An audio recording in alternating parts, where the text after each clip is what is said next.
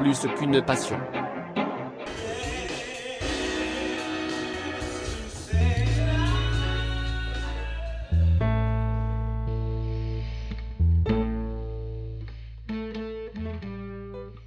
Alors, je me présente, Pierre-Louis Tébec, avec une petite carrière en dents de scie, en pointillé, avec plein de trucs. Voilà, j'ai commencé il y a très longtemps, à l'âge de 16 ans.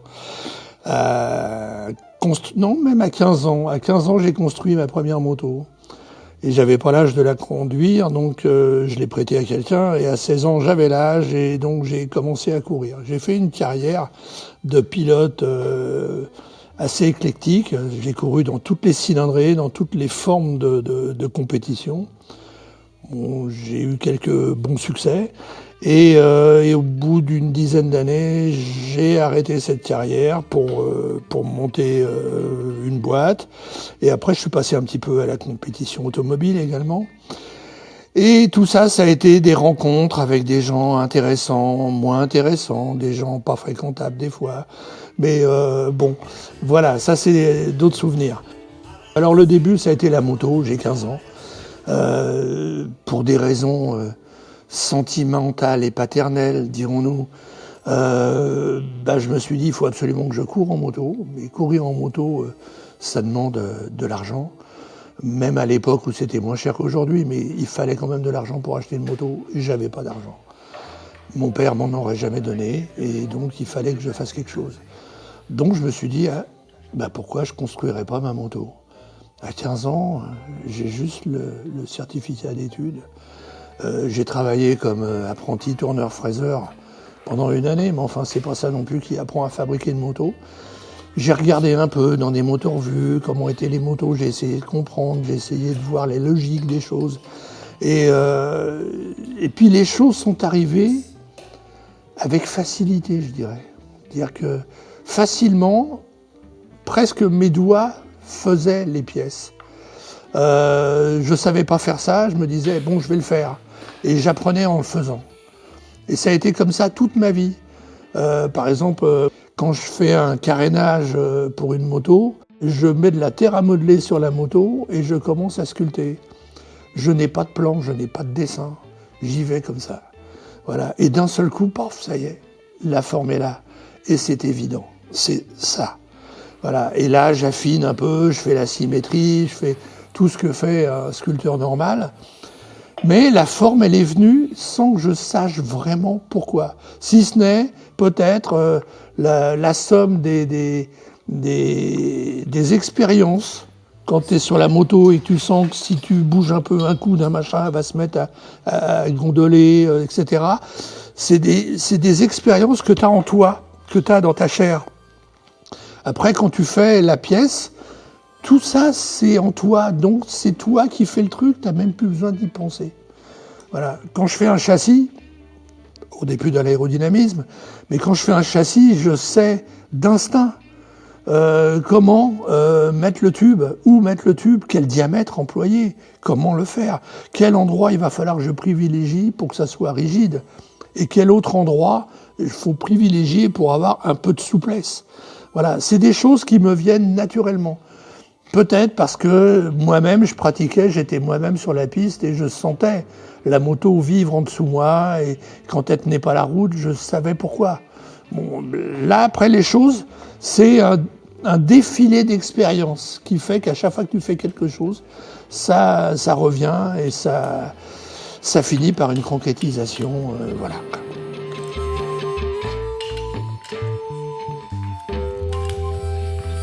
L'automobile, par exemple, m'a appris une façon de travailler plus rationnelle, plus lente presque, qui permet d'aller dans les détails, etc. Donc j'ai commencé un peu à voir les choses d'une manière un peu différente.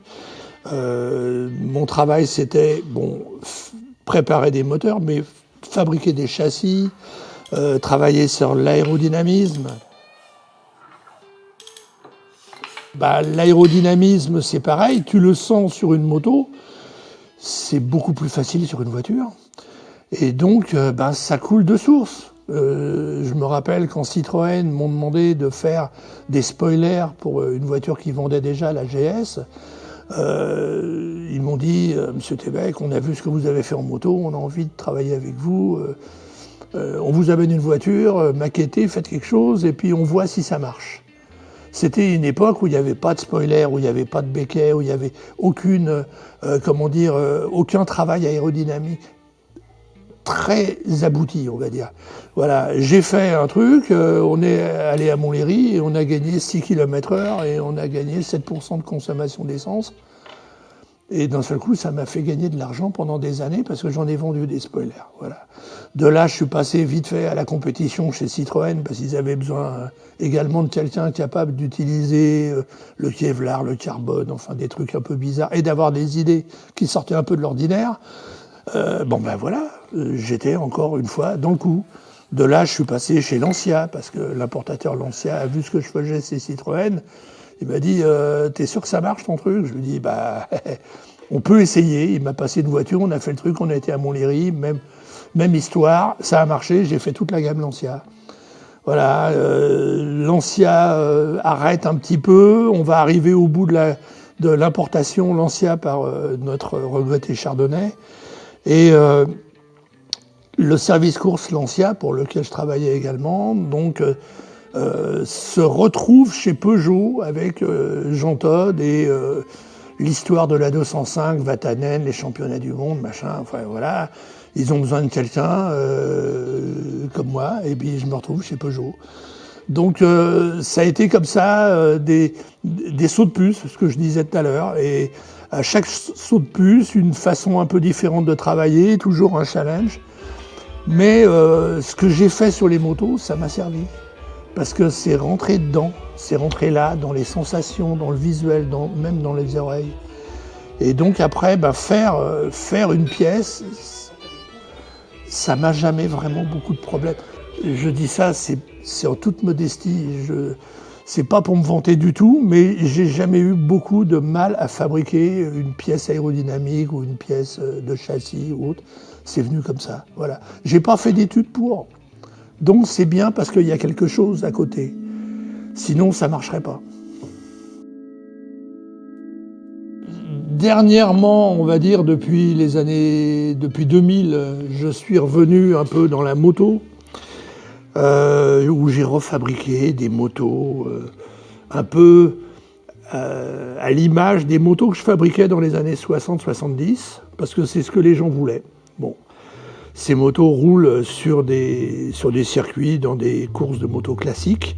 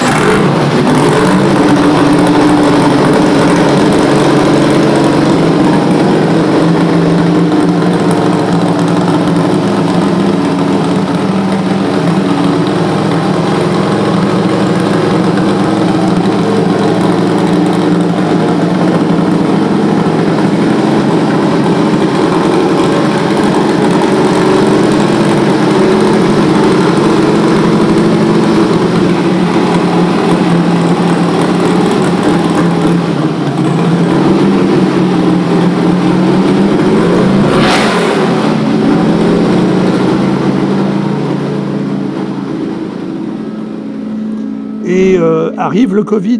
Donc arrive le Covid et il n'y a plus de course, il n'y a plus rien. Donc je me retrouve à tourner un peu en rond dans mon grand atelier. Et je me suis dit, tiens, je vais faire des trucs. Donc j'avais des tubes de fourche qui servaient à rien, machin, etc. Hop, j'ai fait des tabourets. Des tabourets Formule 1, voilà.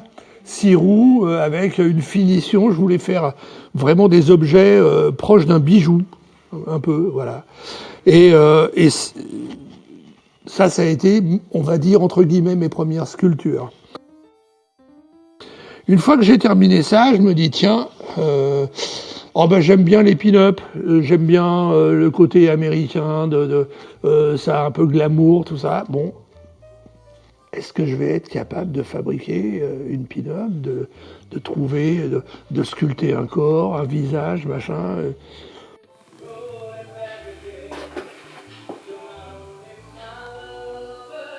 Bon, allez hop, ça a été plus un défi pour moi. Et je me suis mis à faire ces 4-là. Voilà. Le résultat était pas trop mal. Ensuite, j'ai fait la sculpture du Sitjar avec mon ami Gérard. J'ai été également dans la moto passager de Sitjar avec quelqu'un d'absolument génial, un artiste du pilotage, Gérard Jumeau.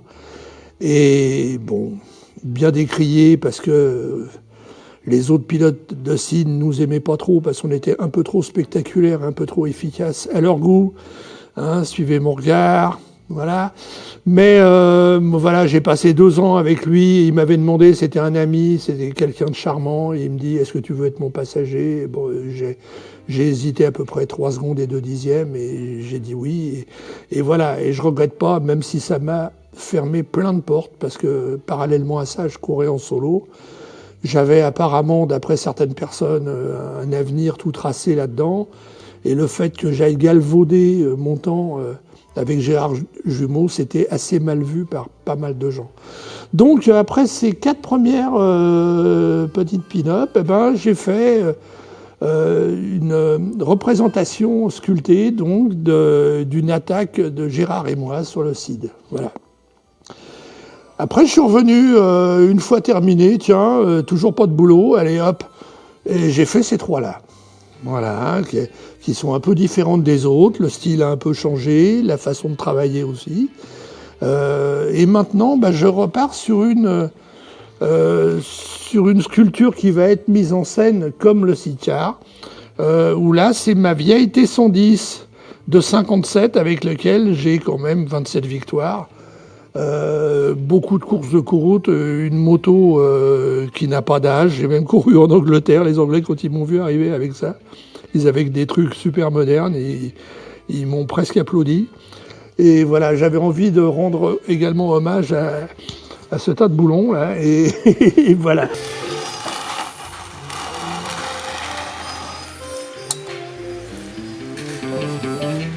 Comme il fallait avoir une bonne condition physique, je faisais des rallyes en Afrique, avec des étapes qui duraient des fois 600 km dans le sable, c'est un peu fatigant. Donc je me suis mis à faire de l'athlétisme, des marathons, puis comme c'était pas assez, et puis que je prenais beaucoup de plaisir, du triathlon, pour arriver à faire des Ironman. Et tous ces trucs-là, quand on les mélange après, ça fait une expérience qui me permet d'avancer sur certains projets, des projets de construction ou autres, comme les petites demoiselles par exemple. Ça, c'est des trucs, le travail du polyester, que j'ai fait bien sûr sur les motos, sur les voitures.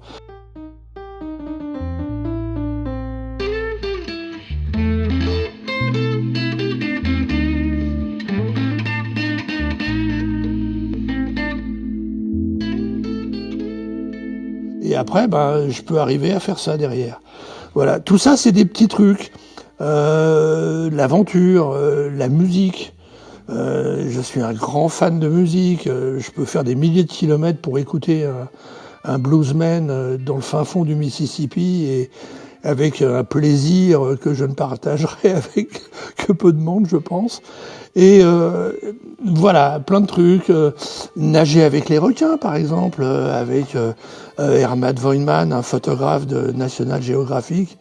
2 ans de suite, j'ai été là-bas nager avec lui sur des épaves. Tout ça, c'est des petits trucs, ça monte une vie, quoi. Et cette vie, une fois qu'elle est bien remplie, on peut piocher dedans, comme dans des casiers, en se disant, tiens, aujourd'hui, je vais faire quoi? Voilà, je vais faire ceci, je vais faire cela. Et il y a toujours une petite expérience qui te ramène à ce que tu sais faire. Voilà.